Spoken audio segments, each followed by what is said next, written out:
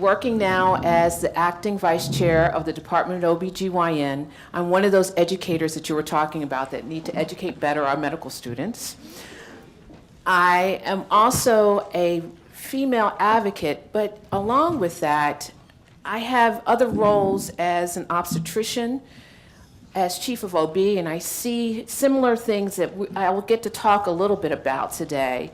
But I'm also an adolescent gynecologist. So when I was hearing this information from the last panel, it was very, very interesting, and I'm going to tell you why. There was a study looking at self-image, and they asked college students, as a matter of fact, regarding their body weight, obesity, and self-image. And one of the issues came is how do you see yourself? When they talked to the young women who did not see themselves, they graded it on a scale very well. They asked, when did you decide that this was who you were, that you were that bad of a person? And it was very amazing. 50% who had poor self-image decided on that before the age of 12. I have to tell you, this dialogue we're having today is very important, but it's even more important for us to have this continued dialogue with our children. They really watch what we're doing. They hear our responses. And a lot of them, we're going to hear about media as well as we move forward. The media has a lot to do with it, but I have to say, we as parents, we as educators really have something to do with that as well. It is our tone, is how we define things, how we define self-image. And our young people, especially those who are up-and-coming physicians, do I have any medical students here? I don't want to, oh, how are you? Awesome. What they've asked us is really that when I went to school, I had like 1 hour of nutrition in medical school. I don't know if any other physicians. I had about 1 hour of nutrition. And that really, how I learned about that was actually from my patients. Our students now are finding that other things other than a pill will make people better. That holistically, we have to take care of the whole person. And it's very important for us to remember that. I was trying to close some time to let my group get together. I want to say that I felt really a little out of my realm. I thought I was going to be with the first group since I'm an adolescent gynecologist, but I'll try to do as best I can. My mentor is Dr. Gloria Bachman, and I want to say a few words about her. She's an awesome individual, and her idea of the BMI, she challenged our department a year and a half ago during grand rounds. We had this whole discussion, and I was the one who set it up, so she directed it to me, regarding obesity and how is it defined in pregnancy. And when we got up to questions, she stood up and said, is BMI myth or is it a true scientific statement? Are we really should be seeing individuals as a BMI? And because my BMI and your BMI are the same, does that mean that our wellness is the same? And I looked at her like, oh God, please. I just paid for the speaker. If everything was going well, why do we have to have this idea? And she challenged me again, and she said, Charlotta, is it a myth? And she called me out. And from that, I'm standing up here for you, because I guess I lost. And so I'm becoming someone who is questioning that as well.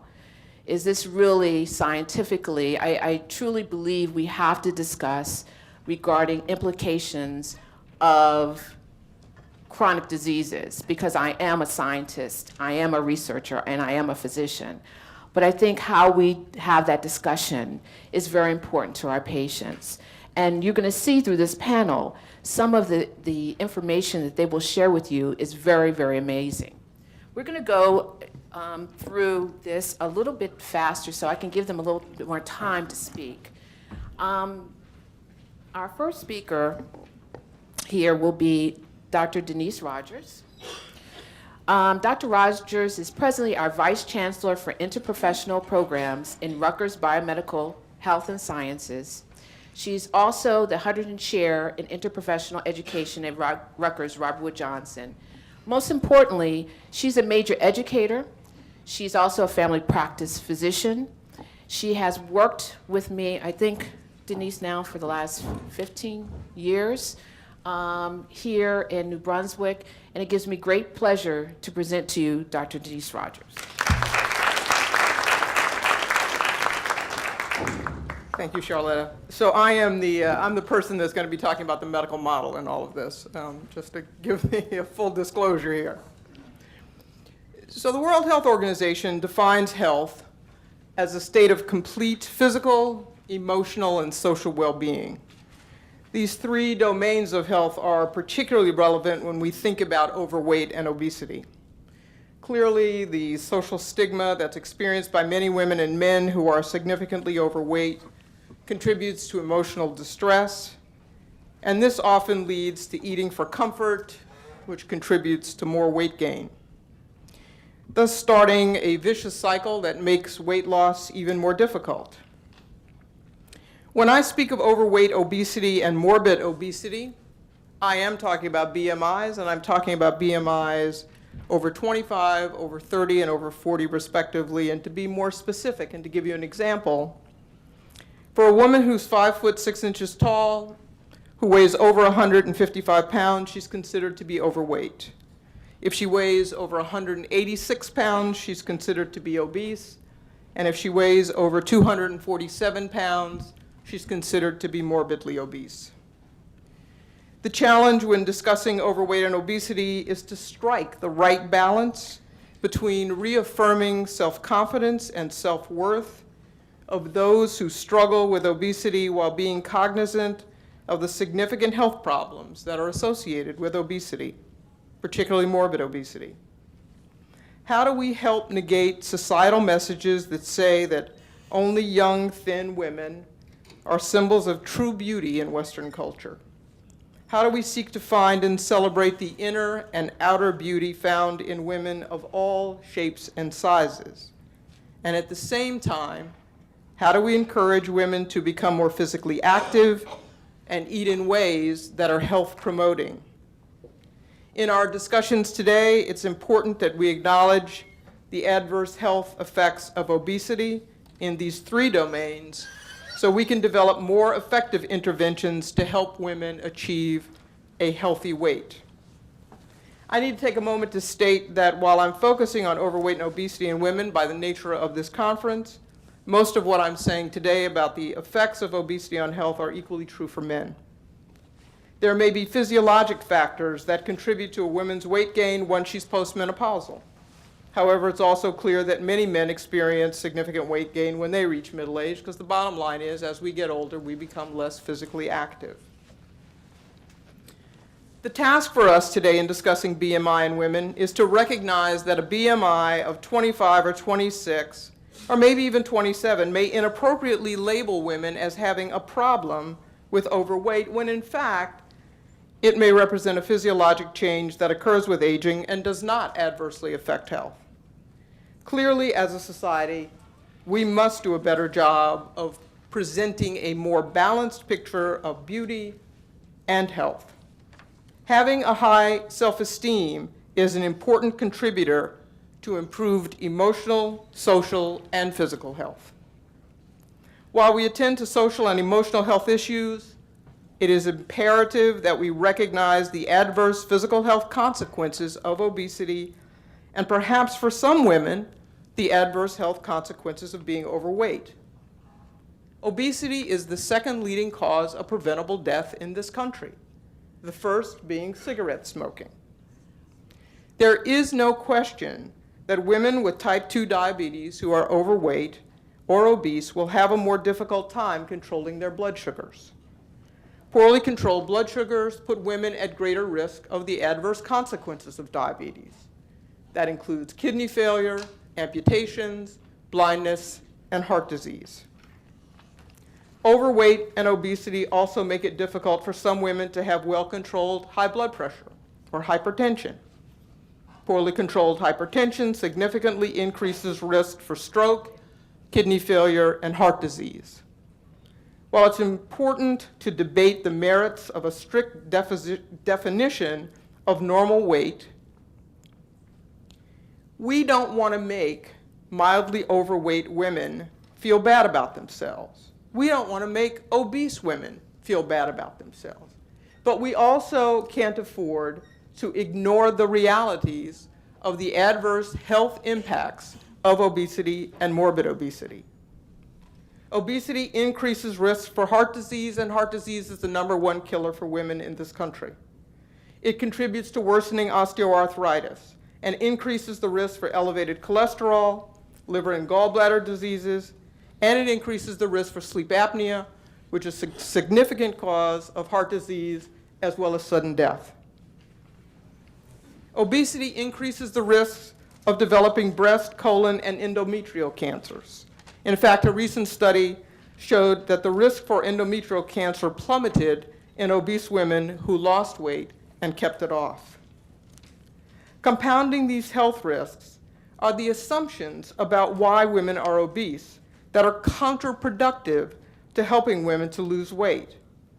All too often, we portray overweight and obese women as lacking self-control or willpower. This, of course, only increases emotional distress, further adversely impacting health. We're coming to understand that family history and genetics play a role in the development of obesity, as do environmental and physiologic factors. Our work is to recognize that for a subset of women, a BMI in the 25 or 26 range is probably quite all right. However, unless a woman is amazingly muscular, a BMI over 30 confers significant risk to a woman's health. It's also important to recognize that some of the adverse effects of obesity can be offset by regular physical exercise, resulting in improved fitness. We healthcare professionals are not very good at helping women to lose weight and keep it off. We must become better. We must also find ways of conveying the health risks of overweight and obesity without contributing to feelings of blame, low self-esteem, and depression in the women that we're trying to help. In closing, I want to read a section of one of my favorite poems by Maya Angelou. The poem is called Phenomenal Woman. Pretty women wonder where my secret lies. I'm not cute or built to suit a fashion model size. But when I start to tell them, they think I'm telling lies. I say, it's in the reach of my arms, the span of my hips, the stride of my step, the curl of my lips. I'm a woman phenomenally. Phenomenal woman, that's me. We all have the potential to be phenomenal women. We all have the potential to be healthy women, no matter what anyone tries to tell us. Thank you.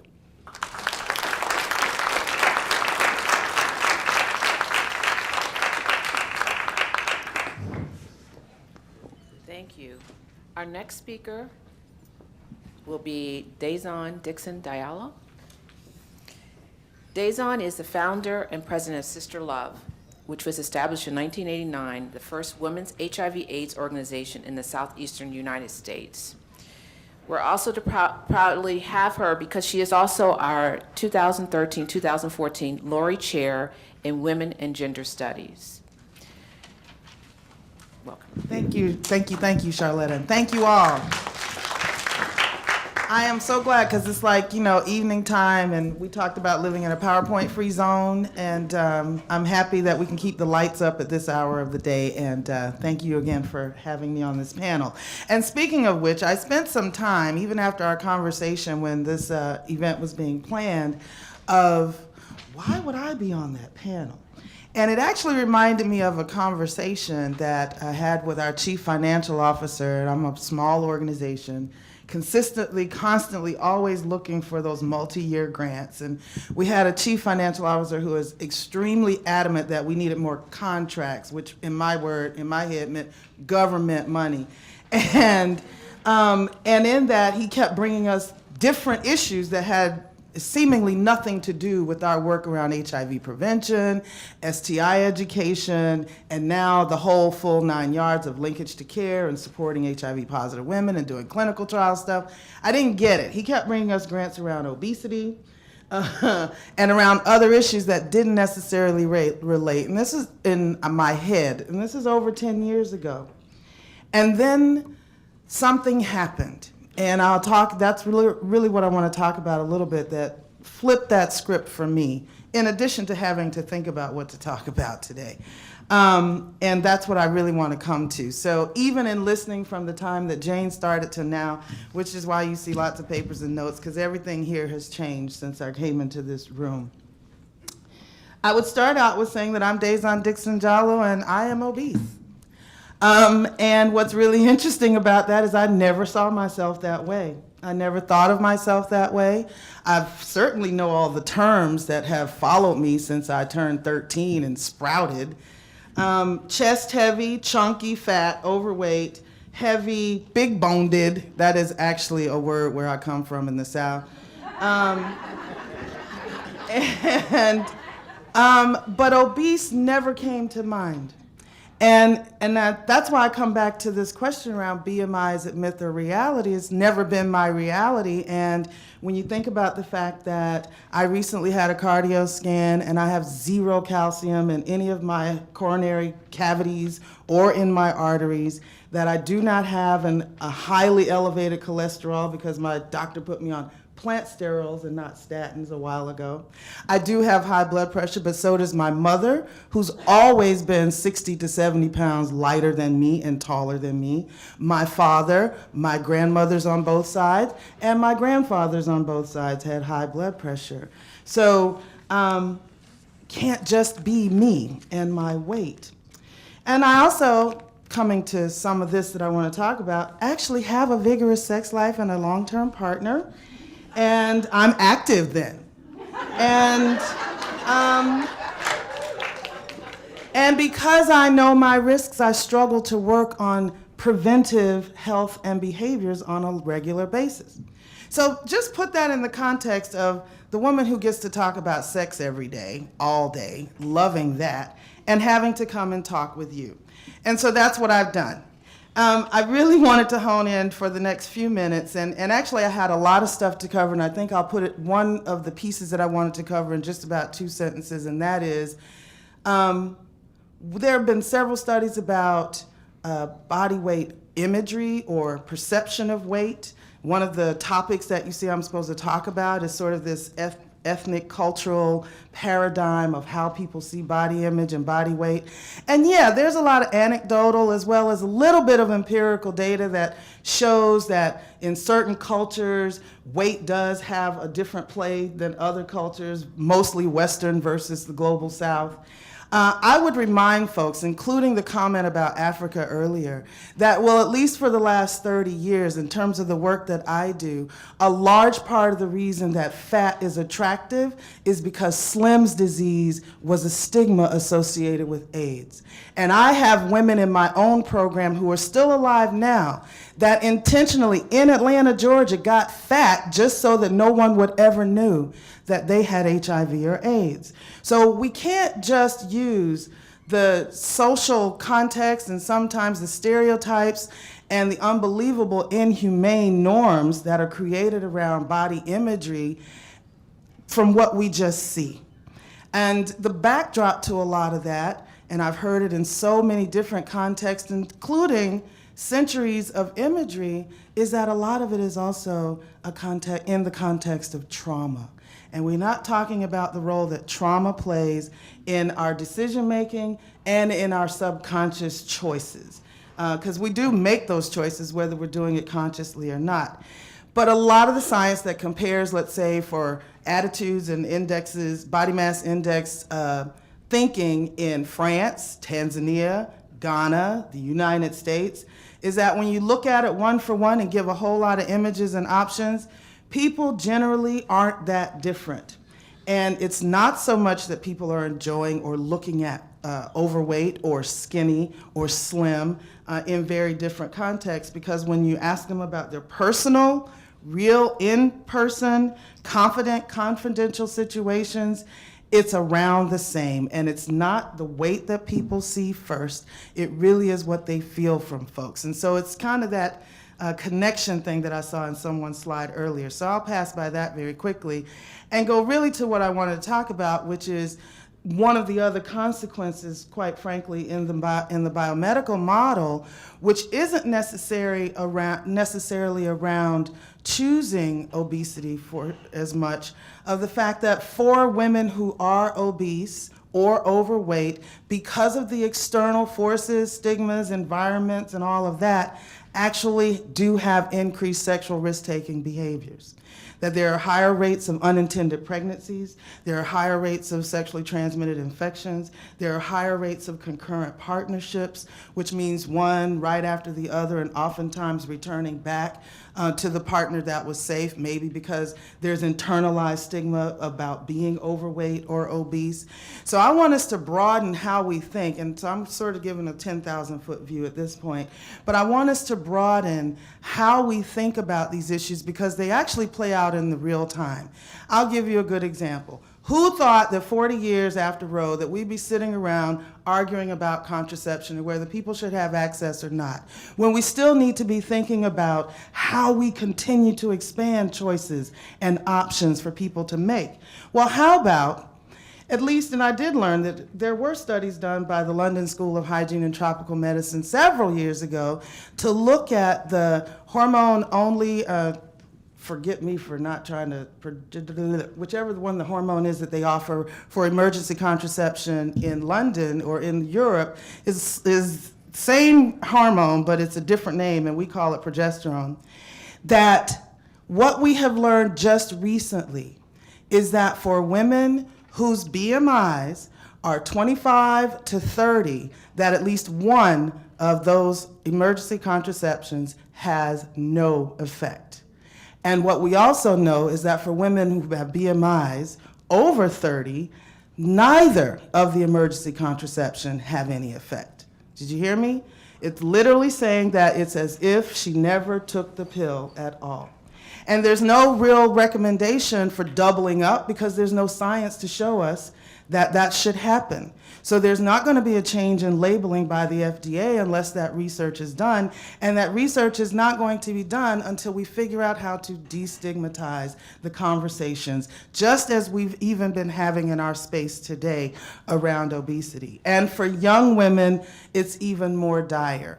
So I just wanted to not go even deep as I thought I was going to go today and sort of just lay out a different context of looking at how we talk about weight and how we talk about health and also how we talk about preventive behavior. Because there are new opportunities for us with the implementation of the Affordable Care Act, unless you're from Georgia, Mississippi, Tennessee, South Carolina, North Carolina, Florida, Louisiana, Oklahoma, Texas, we could go on. So, because we don't have these conversations around what the preventive services are that are currently covered that could be extended, for example, even for women with Medicaid. If we don't look at the role that trauma, that poverty, that food deserts, that family influence just through their own ignorance and lack of education around talking about food and fat, that if we're not looking at these things in much larger contexts, right, that all of these other images won't really mean anything at the end of the day when the people who have to make these decisions about our protocols, about the health or the clinical practice guidelines, or even about the research protocols that are put out there. If we're not included in the research, we won't get counted, and we'll find out much later that what was meant for us isn't for us. And that really is what I wanted to leave with you today, except, and maybe I'll do that in some of my closing comments later, is that what I haven't heard today yet, and I want to get to this because I think I'm going to hear some of this from Andrea, is that this actually is a human rights issue. And Brenda said it earlier, that this is really about dignity, and that's all that human rights, protecting and promoting human rights is. And that seriously is about ensuring every human being the dignity that he or she deserves. And if we're not focused on that, then we're not changing anything. Thank you.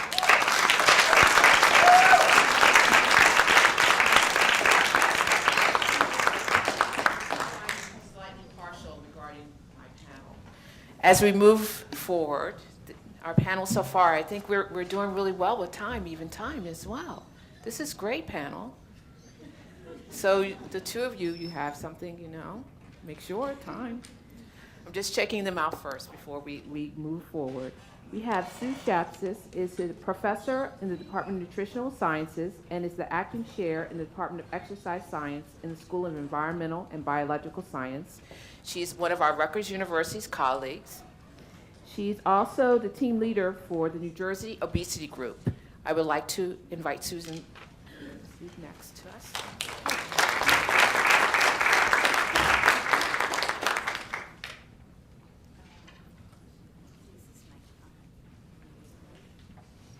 Okay, thank you so much for having me here. I was charged with giving you ideal body weight over time, so I just have one slide. It's a lot of science information, but I hope I can share with you some good information that we've learned over the years.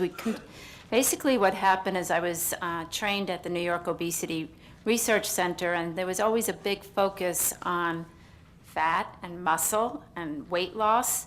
And then I went off and I went to an orthopedic department and my interest became bone. But I'm not going to talk about bone today because I was not charged with that. But if you ever want to talk about bone, by all means. So we were very interested in to find out, everyone assumed that bone was spared during weight loss and that bones were always healthier in the obese. And what we're trying to do is better understand that. And I have a whole nother talk about that. So let's go on about what I was charged with today. I wanted to let you know that for the longest time, we used these Metropolitan Life Table, hold on, okay, I got it.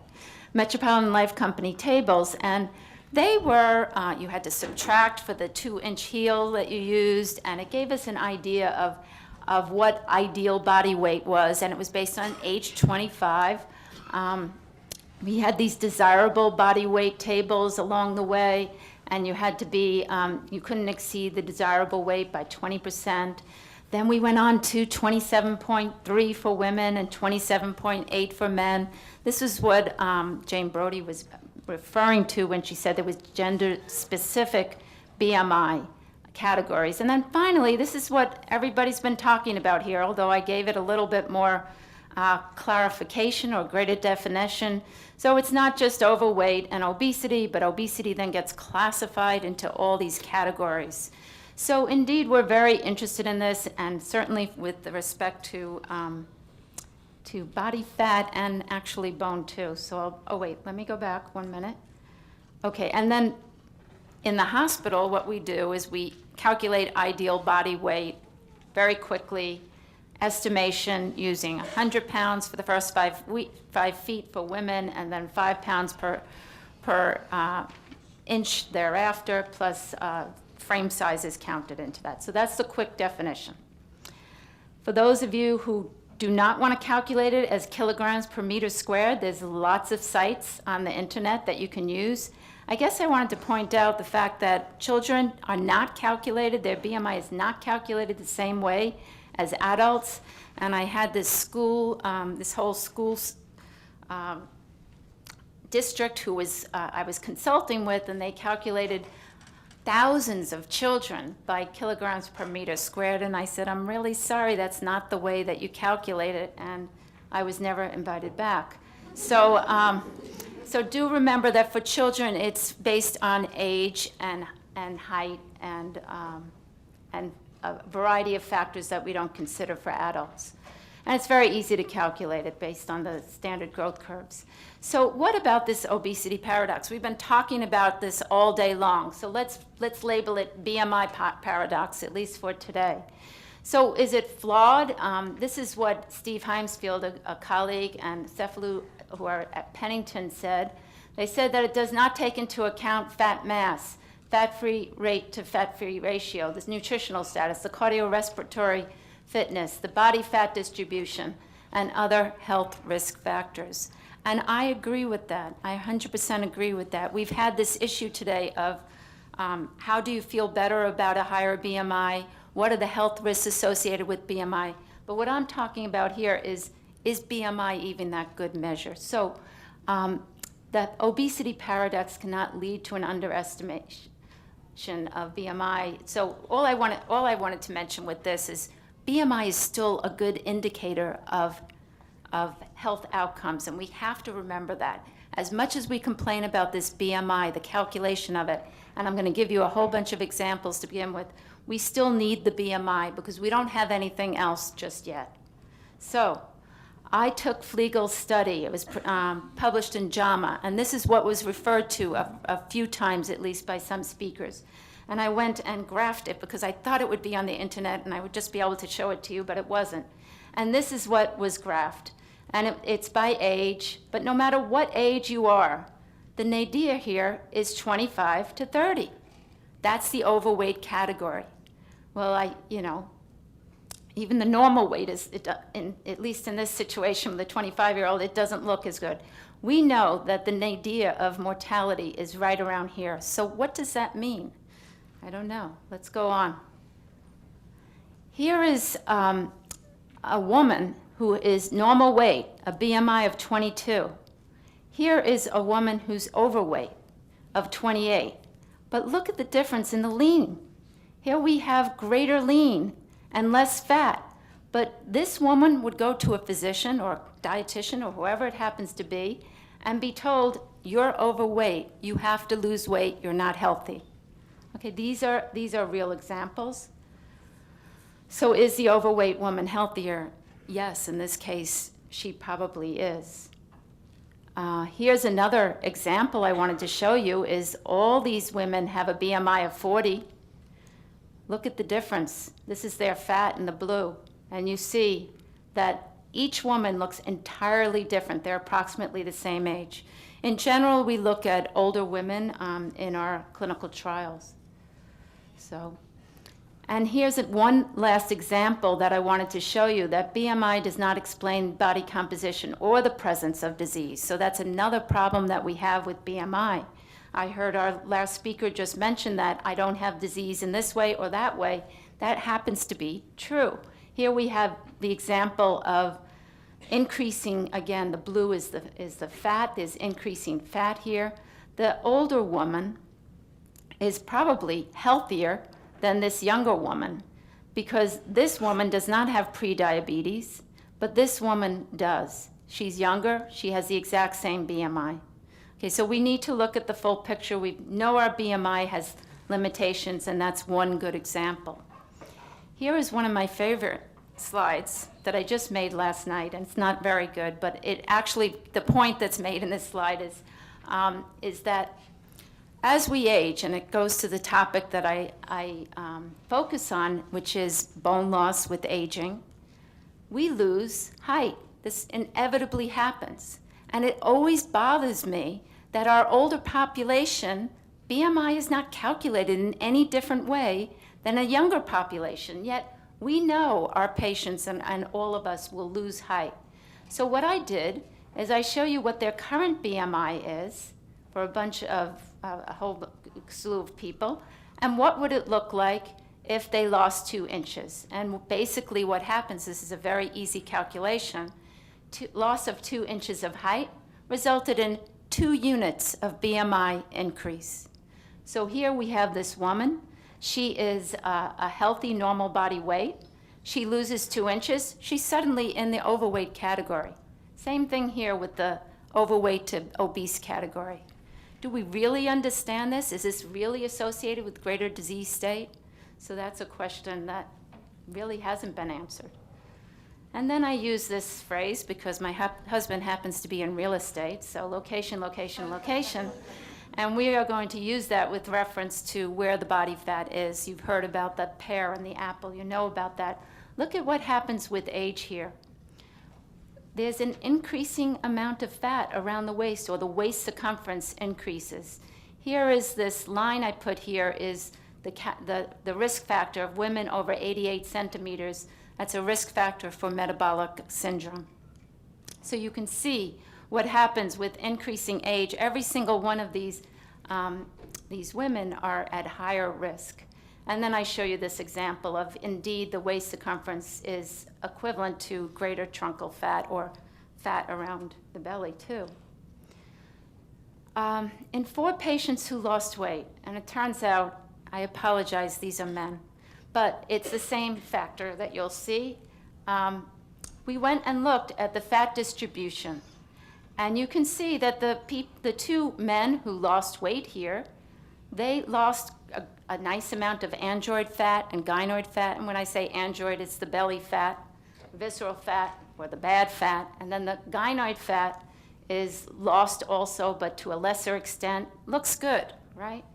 So here I say good, more android loss. Look what happened to the people who did not lose weight.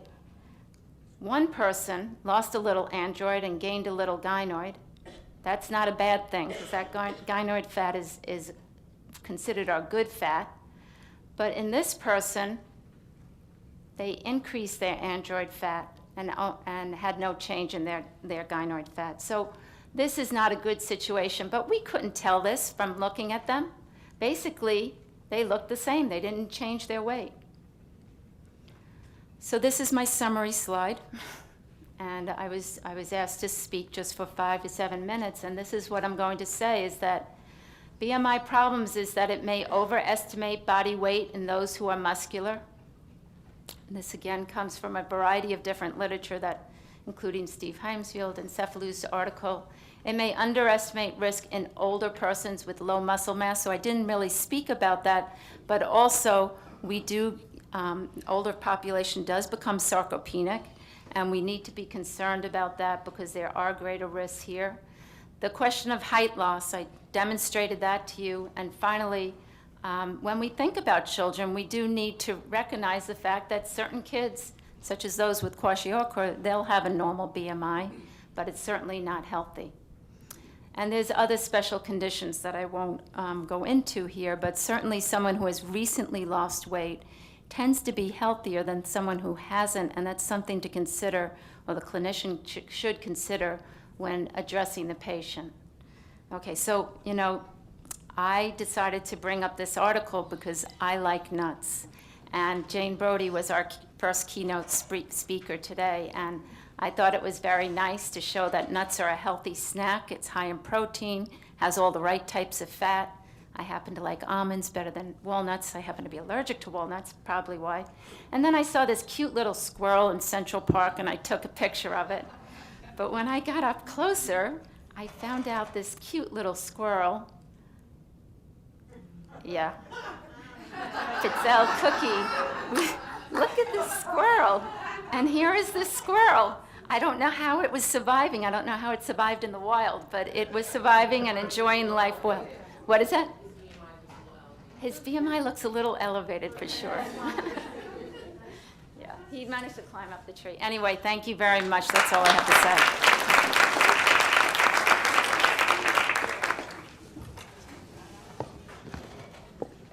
Thank you, Sue.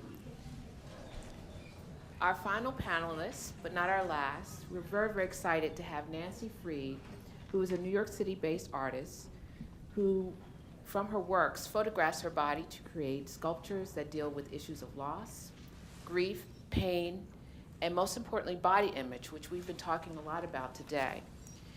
Her works are in the Metropolitan Museum of Art, the Brooklyn Museum, and museums throughout the United States and Europe. We're so happy to have Nancy Fried here with us today.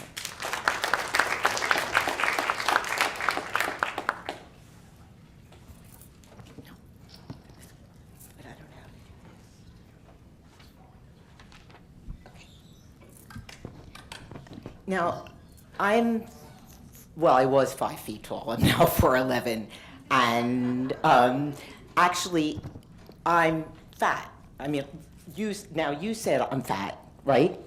I should weigh 100 pounds. I weigh 120 pounds, and if I weighed 100 pounds, I would still be fat because I've lost and gained weight all of my life.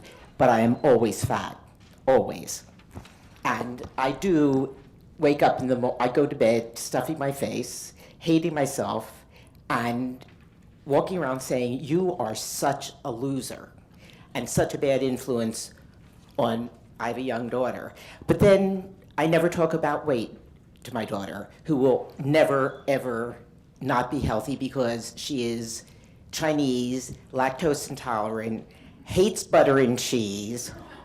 So, but she'll be healthy. The thing is, she will be healthy. I have to work at being healthy. The first slide that I'm going to show you is, my work is very autobiographical, and whatever is going on in my life appears in my work. So this is Woman with Hands on Her Hips, and I spent a lot of time making sure this looked like an ample-bosomed woman, working on the cleavage and saying, here I am. This is also in the ample bosom period, and I don't know if you know the Greek sculpture of the boy picking the thorn out of his foot, but I didn't know it when I made this, but it's kind of reminiscent of that. When I was 40 years old, I'm 68, I had a mastectomy, and this is the first piece that I made after the operation because I couldn't lift anything. A lot of what my talk is about is really body image, breast, not having a breast, weight, but a lot of it's, the breast thing is no different than, well, it's different, but it's very much in tune for women of being fat, what our culture tells us you're supposed to feel like if you don't have a breast. So this piece fit into my hand, and when I came home from the hospital, the only thing that I was interested in at that point was this part of my body. So I made this making sure to put the little, I still had the stitches. Now, later I discovered that this is actually like an ex voto. Almost every culture has ex votos where it's about making a piece that you will then take to the church, whether it's in Brazil or Spain, wherever it is, for that body part that needs healing. So this is my little ex voto. I now collect ex votos. This piece is about this large, and it's called Mourning, M-O-U-R-N-I-N-G, and it's, if you can tell that the two nipples are almost touching as though they're saying goodbye. And what happened was I wasn't interested any longer in the whole body because at that point I still hurt. I was getting used to not having a breast. I was getting used to that horrible, horrible blob, a $300 blob to make you think I had two breasts. I don't. I got one. So this piece was very, very personal. At the moment I was making this, the gallery had been in, had closed, and I thought, well, I'm never showing this work, and that's absolutely fine. Then I went, about 3 months after my mastectomy, I went to the most amazing conference, and it was just a women's sculpture conference. And when one goes to the CAA, the College Art Association, blah, blah, blah. Everybody's showing their slides and competing. Are you going to get that job, or am I going to get that job? This was unbelievable because almost every woman's sculpture, I don't know if you knew that conference. It was amazing. It was like being in a cozy-wozy little, I mean, it was like being in the womb. Everybody was supportive of each other. I mean, it was just unbelievable. And though I had been in a relationship for a very long time, and now it's 33 years,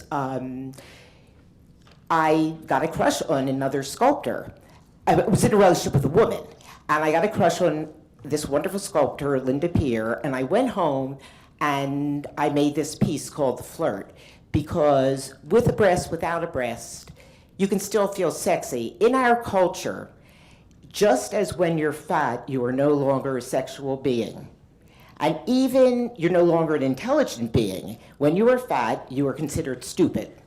When you have one breast, you're no longer the image our culture asks for, which is the sexy, hot mama, breasts are very big. I don't understand why breasts are in. It's just fatty tissue. You gain weight, they get fatter. You lose weight, they get thinner. So I don't know, I don't get it. But so I made this, and I made a point of having her undressed on the top because I wanted to show the scar. I work from Polaroids of myself. That's who I was. I would go to the gym, and just as people are repulsed by someone who is fat,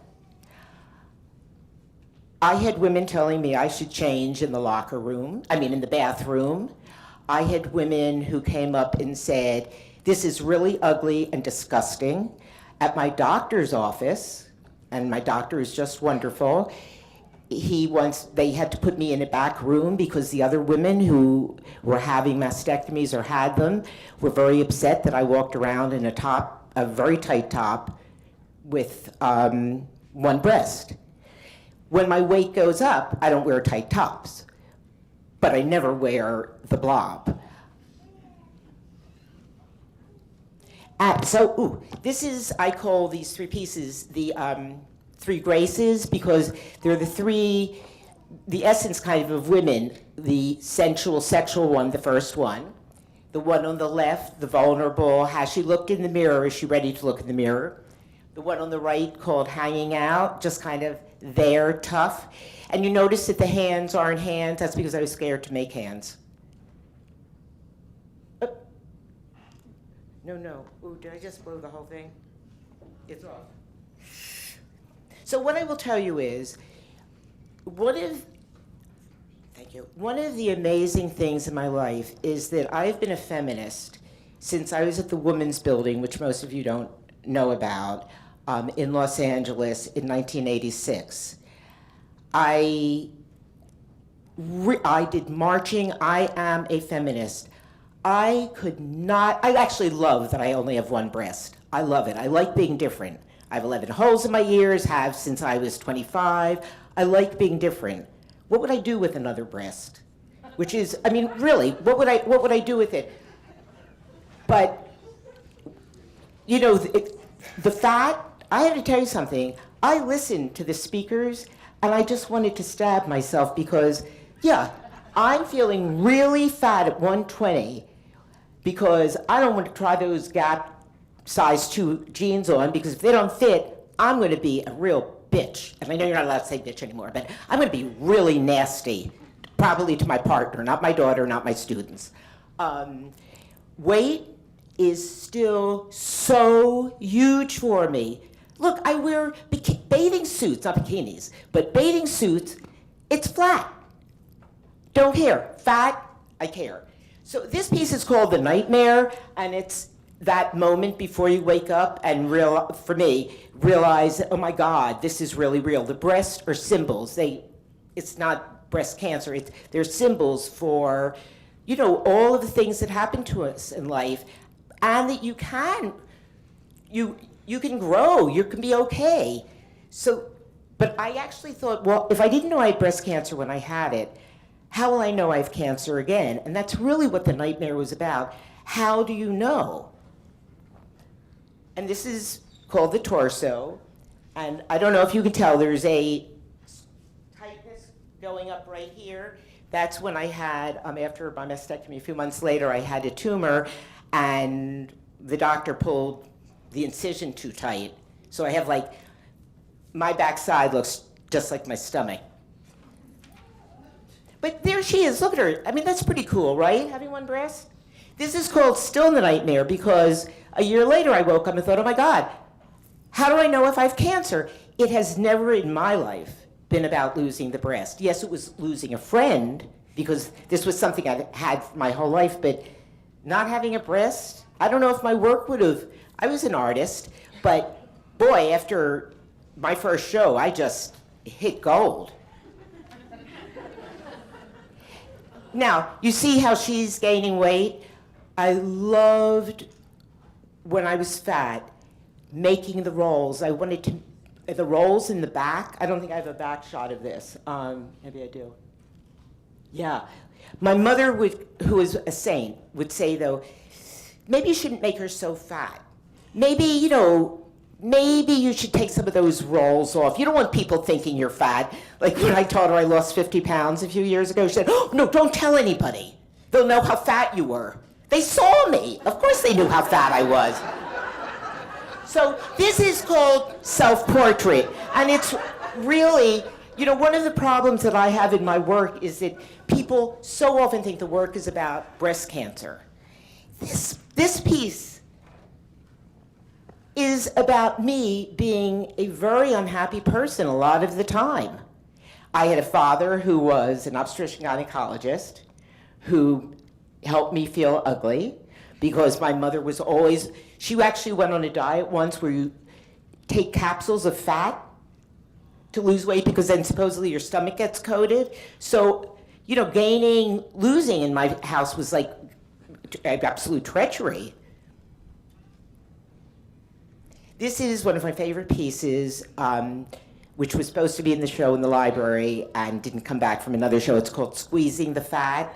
And very seriously, the good part about being fat was I loved it for my work. Historically, you know, Rubenesque, it's our culture that thin is so wonderful. I mean, can you imagine in Italy a few hundred years ago, a skinny woman? It'd be, ugh, get away. This is actually not about fat or breast either. This is, in a lot of cultures in Africa, they scar themselves, so if you know about medicine, the scar gets raised, and they would actually do scarification on their bodies because each mark would refer to something that happened in their village, in their family, because they weren't writing it down. So I was marked, this is called Marking the Pain, and it was every hurt that, actually, all of the hurts happened because my partner of forever came to Rutgers for her MFA. And it really fucked me up because she met someone and blah, blah, blah. So this was marking each little hurt. I had breast cancer again in this breast, but this time, like I didn't almost pass out, I saw this piece on the left, a breast altar. The piece on the right, I actually thought I could make money if I did these kits for women with a nail, a cross, because the cross is about moving on. So this is, you take the breast, you nail it on the cross, you feel better, and then there's a mound of them. The piece on the left was where I wanted my breasts because I'm Jewish, but I have reliquaries, like my cat died, so her last vomit, the last poop. I mean, I keep these things, the toenails. So I thought, where do they take these breasts? So the one on the left is the breast dungeon. I mean, can you imagine in a hospital, all of those breasts? I wanted my doctor to cut mine off and just put it under glass, but wouldn't do it. The one on the right is what it feels like when you have radiation. And you walk down the street, nobody knows, but your breast has popped up, is burning hot and painful. I actually had first-degree burns, so it's... Okay, this is just because I did have, the only time I've ever been with somebody else in the last 33 years was a man, and what I put this in because in general, one of my students said this isn't true anymore, but in general, and I think it is true, I don't care how gross a man is. One, he's always going to be able to get a woman. Plus, if you say to some disgusting guy with moles on his face and rolls around here, what do you think about your body? Oh, it's okay, it's good, it's good. You ask any woman who, in our culture, is like supposed to be absolutely gorgeous, she finds something wrong, like the flab in here, the flab under here. So I put these in. That's like a baby. And the one on the right has the bow on it. It's called the gift, because I think men do think that's kind of the gift. And this is just in repose. And actually, this was part of a series that, because we don't honor art in this country, was in the last round of NEA sculpture grants. But you see again, so, here showing off the breast, not thin, not thin. The piece on the right, it's grieving over a relationship. Okay, now I look at this, and when I lost weight in that period of time, I loved, it's when somebody was talking about the collarbones. The collarbones were the new sexy. That was me, like I needed to see those collarbones. I look at this piece and it isn't anywhere near as beautiful as the ones with flesh. It just isn't. And I wasn't. And what happened was I got so tired. My work was in lots of magazines and on the cover of every, like, breast cancer, anything. And I got really sick of people talking about my work as though it was about breast cancer. My work never was about breast cancer. It was about loss, regeneration, transcension, transformation, certainly not the loss of the breast, because I can hug my daughter differently than most of you. I can, like, take her in, my partner, take you in, then you have this sweet, cozy little breast. So, but I started covering up the breast because even though I'd said I'll never put a second breast on my sculptures unless I wake up one morning and I have a breast, but I really got sick of what happened. So you see I'm covering them up, but there's some flesh, not a lot. This is about scarification. We were going to adopt our beautiful daughter, so it deals with healing, trying to put the pain behind. And now these are all about, well, giving birth, even though I didn't give birth. So the scarification is around the belly area. But I was thin, so I was happy. And this is the staff, and then the pillows to represent my sweet baby. This is my last piece, and I'm showing this because whether you're fat, thin, short, one breast, no breast, not as beautiful as you're supposed to be, we should stand proud and tall. Because our bodies, we're not Jane Fonda. Our bodies age, they wrinkle, they gain and lose weight. Like at 60, when I lost weight at 60, like 6, it doesn't go back. You've got like all that skin hanging down. So it's like, that's, I don't care. Somebody just saw me naked, not in my family. It's like, so what? This is who I am. Thank you.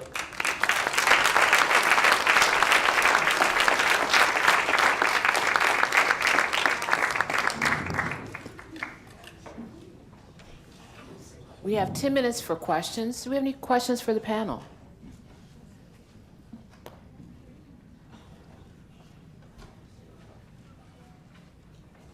Well, I have one question that I would like to pose to the panel.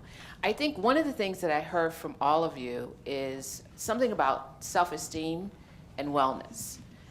And I think as we are moving full circle, taking this out of obesity or weight, to go back to wellness and health, how do you feel now that we're saying this is women beyond? How should we portray? We always talk about how we should portray to our adolescents about health and wellness. Do you have any suggestions of how should we portray to ourselves about health and wellness from the panel? Yes. I want to say, before I lost weight again, I didn't go out. I mean, very seriously, for maybe 4 years, I didn't go. I mean, I don't like to go out, but I didn't go to anybody's house because somebody who hadn't seen me maybe would see me. I didn't go to openings. I didn't anything. And when I started losing weight, because I went to India and ate something, and I actually had diarrhea for 6 weeks, and thought, wow, this is great. I'm going to keep going. But I chose to go totally healthy. It was like, I didn't want butter, I didn't want cheese. I make sure that we have and my partner just doesn't eat junk anyway, and my daughter doesn't. So I said to them, I want to be like you, I want to be healthy. And I must say, I feel completely different, but I think that it's really important to you know, if you're hungry, a carrot doesn't cut it. I mean, a doctor will say, oh, eat a carrot. It doesn't cut it. But there are things that aren't carrots that are really unbelievably sweet and delicious. So I mean, I've been trying to do that, and that's what I've been saying to students.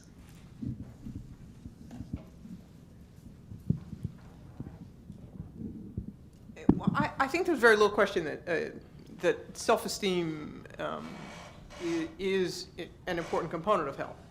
I think it's amazing how difficult it is to achieve in this society. And I think we need to pay attention to that. And we need to understand the multiple messages that we get that contribute to self-esteem being difficult to achieve. But I also think that for a certain percentage of women, we actually also have to talk about sort of the unspeakable things that need to become less unspeakable. So we need to talk about the amount of violence that occurs against women in this society. We need to talk about incest that occurs in this society, because we often find that for women who have experienced these things, there are issues with body image as well. And we need to be able to ask about these things. I think that we need to, if you you know, go to a healthcare provider and they don't talk to you about any of the hard stuff, you need to find another healthcare provider. I don't have any patients who I'm concerned about their weight where I don't talk to them about their weight. Similarly, it would be equally irresponsible if I had patients who smoked and I didn't talk to them about smoking.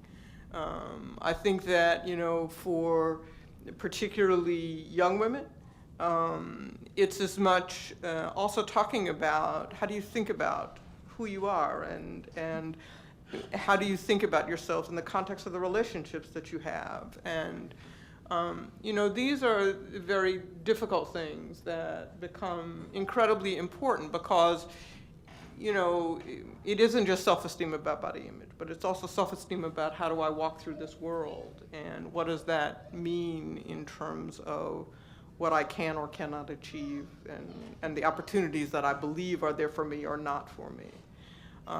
And so, you know, it's important, but it's also one of those things that's important and just incredibly difficult for us to really know how to help people with at times.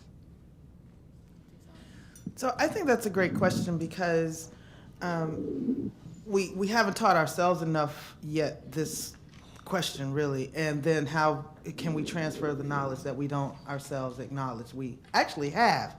And so that's what I would speak to, and there's two things I would say about that. One is, from working almost 30 years, mostly with women living with HIV, this whole notion of resilience is extremely important, not only for us to acknowledge and recognize, but for women to understand.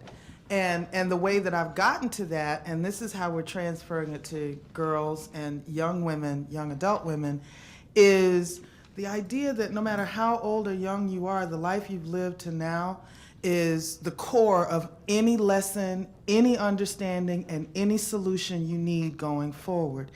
But if you haven't gotten long enough years to have long enough experience, then other people have to be okay with their own stories, so that they can tell those stories and share those stories as a part of the modeling. And I give you a good example of that, and that is just recently when we were in this meeting about the intersection of trauma and HIV and AIDS, trauma and violence, because they're not necessarily the same, they're sort of like bugs and insects, that a woman talked about how HIV was not what she was going to put in the closet, because her closet was already full of enough trauma. And she thought, she actually used the Fred Flintstone analogy of something when they had a closet and they kept stuffing stuff in the closet and stuffing the stuff, and he went to put one more thing in the closet and everything just came crumbling out, and they just put an X over both, you know, pieces of board over both, and shoved everything back in. And she says that whether it was trauma, child molestation, the years of substance abuse, sex work on the street, you know, and her weight, because she's also overweight, obese by the BMI standard, that she says HIV was just one more thing I couldn't put in that closet. And that she uses that story and tells that to young women all the time. So the bottom line is first we got to love our own stories and know them. We got to name them, know them, and then change them if we don't like the story that we have right now. And that's really what we try to model and what I try to model every day.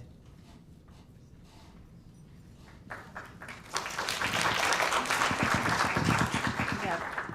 Hi, Nancy. This is specifically for you, and I've heard you speak twice now on this same topic, and sometimes I don't think fast enough, but I remember thinking, what are these people talking about? They're not talking about fat. But you said it again today, and it's so poignant to me, is that being fat, no matter how little it was, kept you from going out of the house. It made you hate yourself. And then at the same time, you wear your mastectomy scar, proud, and so that you got kicked out of a Paris pool because you went topless. And I'm like, you're such a warrior in one sense, and how a few extra pounds can be so crippling.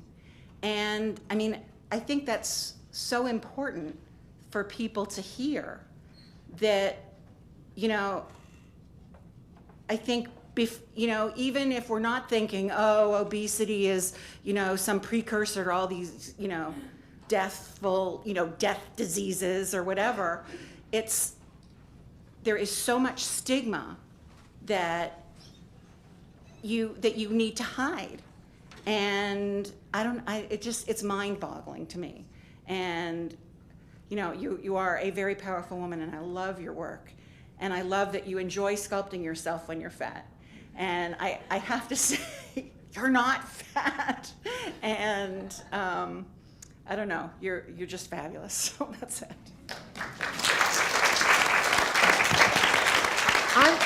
I'm going to close on what you just said. You were empowering to her and said, you're not fat. And I think that's so important, but it's something what you see about yourself. And I think that goes back to the self-esteem of who you see yourself as, maybe someone else doesn't. And so I'm going to share a story. This morning, I got up, as usual, at 5 o'clock in the morning, and I had to come here, and I didn't know what to wear. But the first thing I got out of my closet was my Spanx, because I feel I am fat. But that defining of me as fat was not because I was coming to see you. That definition was since I was 9 years old, and that was defined by others who said I was fat.